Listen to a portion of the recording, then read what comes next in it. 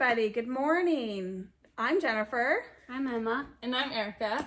And this is the Mother-Daughter Talk Show.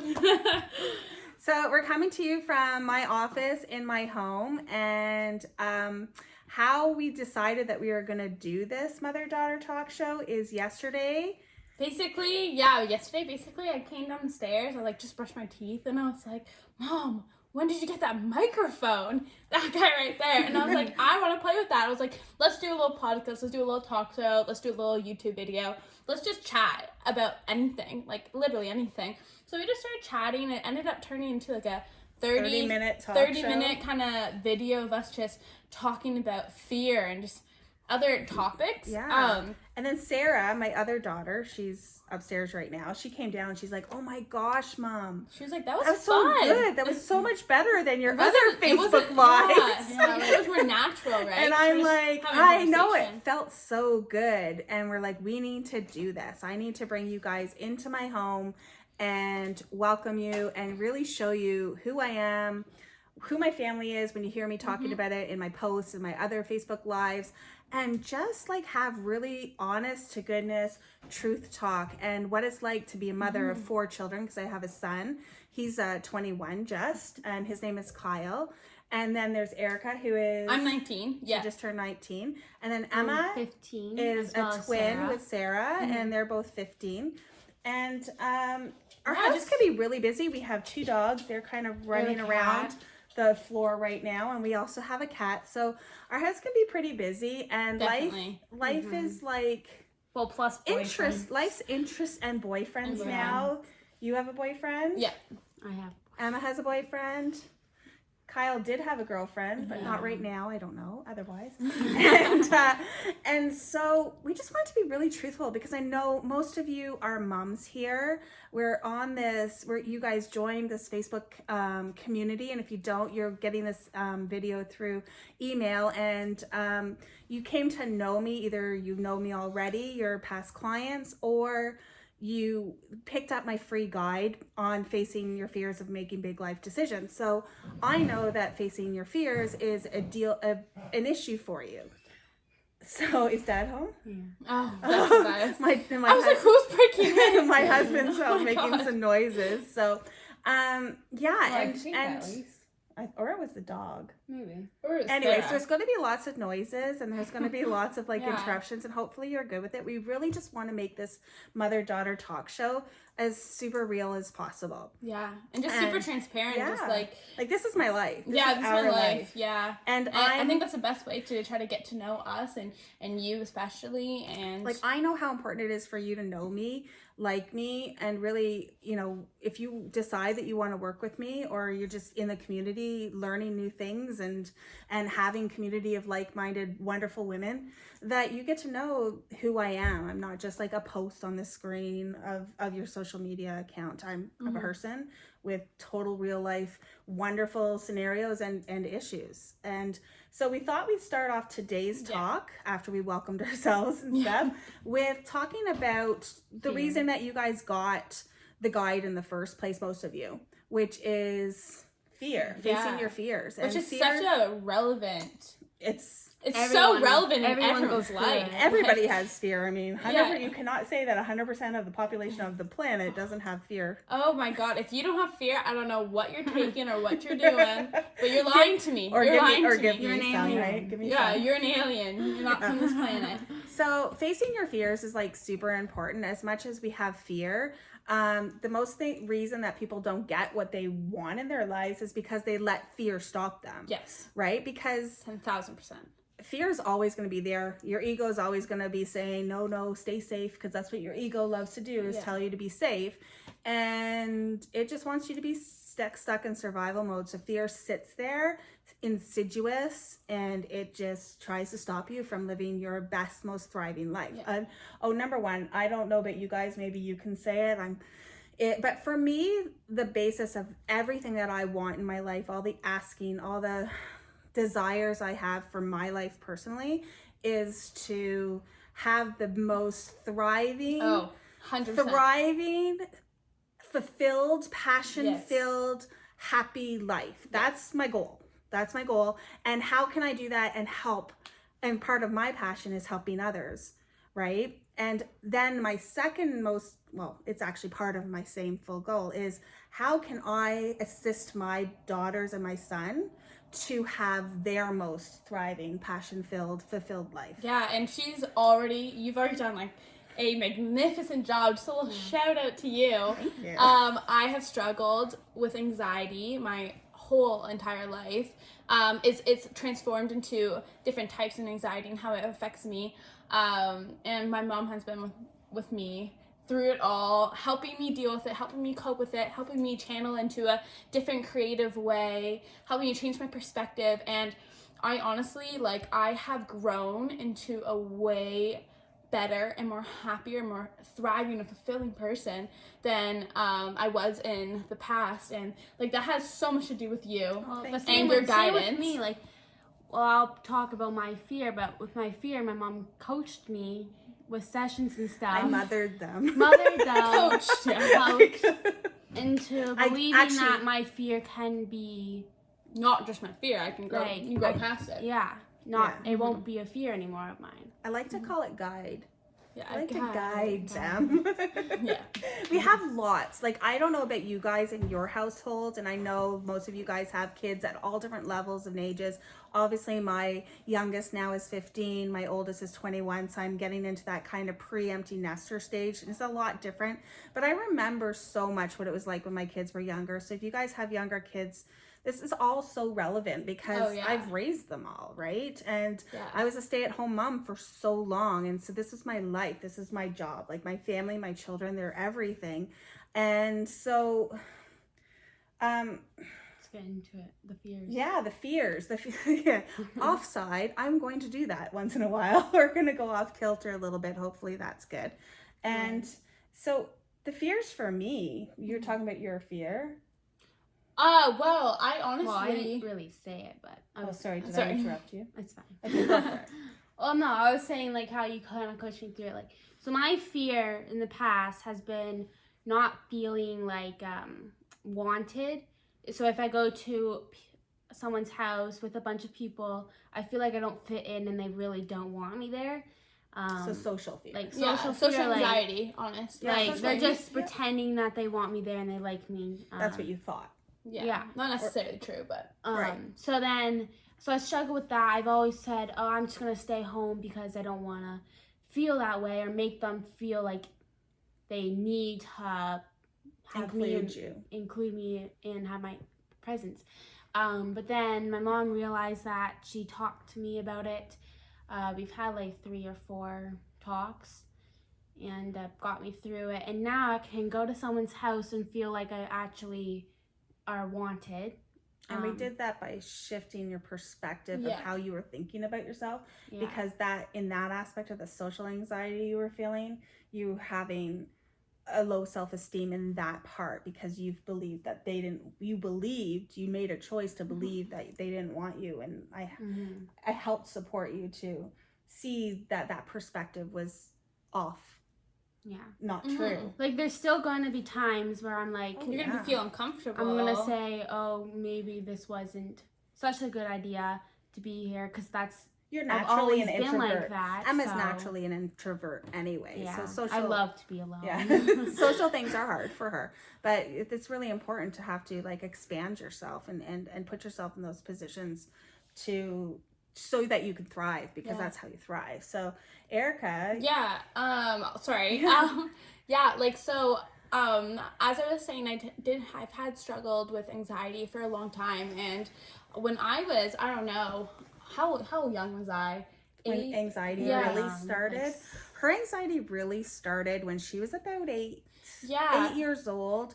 All of a sudden she went from being fairly like good with sleeping over at her grandmother's house and stuff, and then just boom, stopped. Yeah, to being absolutely terrified. Like, I could not leave home. I could not sleep over anywhere. Anytime I tried, I would wake up, I would cry, I would have to call my mom to take me home. Like, I would sometimes end up sleeping on like an air mattress or a mattress beside my mom and dad's bed because I was so anxious, I was so scared.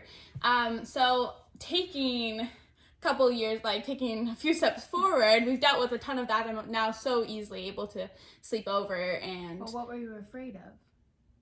But that anxiety it was just, causes a lot of fear. Yeah, and it was just like, I don't know.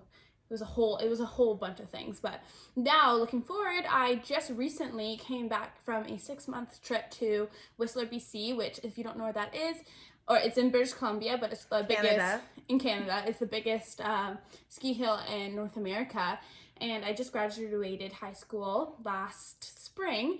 And that was huge for me. From going from not being able to stay at a person's house for one night to being able to be away from my family completely by myself for 6 months, totally live by myself, totally pay for everything myself, learn how to budget, learn how to plan, learn how to cook.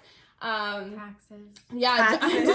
Dealing with the phone company. Oh my gosh, dealing with my stupid phone company and the CRA. Like, it's been a whole whirlwind of things, and pushing, it was so uncomfortable for me to actually do. Like, I was shaking the morning I was leaving. 4 o'clock in the morning, her flight's at like 6. She's got to leave. Her boyfriend was going to drive her, so she's leaving us for the first time at the house. And it's COVID, so she knew no one could come into the airport with her, and she's only flown once in her life. And that was with my family. And that was I didn't like, know what I was not just us, it was with like friends, and it was like extended family, so there was a blast that way. So she's leaving the house and she's shaking, her whole body's shaking, her hands like shaking, like probably worse than this. And God. I'm like, my heart's melting. It's just like, oh my God, I wanted to just hold her and keep her in my arms and not let her go, but we both had to take those deep breaths and do it, and she did it. It was but so badly I didn't want to. I was like,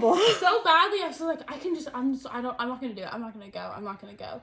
But I'm so beyond thankful and happy that I did push through that fear, because the experiences it brought me and how happy and how changed I am now is like, it's elevated. Like, you were an empowered, you were empowered before, because truly I say, which is like so super exciting for me to be able to say as a mom, because this is mother-daughter talk, is that I really do have 4 very empowered young people in my home. And it's so vital, because they need to be aware and have these experiences, and to have this awareness that they have at this age is so vital. I know we all want that for our children. And so if your children aren't there yet, or you're having struggles with that in your life, I just know it doesn't matter what age your kids are at. It does not matter. You can always start. You can always start with some guidance and with some support. It's totally available, because having these children at the stage that they're at, I was not as knowledgeable or empowered as them at their age. To have her go off at 18 years old to Whistler by herself and live fully functioning 100% on her own, with the anxiety she suffered with, it's unbelievable. So facing your fears, bring it back to the whole topic of the day. Bring it back. Facing your fears, it is so rewarding, so scary, so beyond scary, but if you're living in a comfortable position in your life all the time, you're not growing. That's right. Like, the only way, or the biggest part to grow in life, is to push through those fears, because what is the worst that can happen?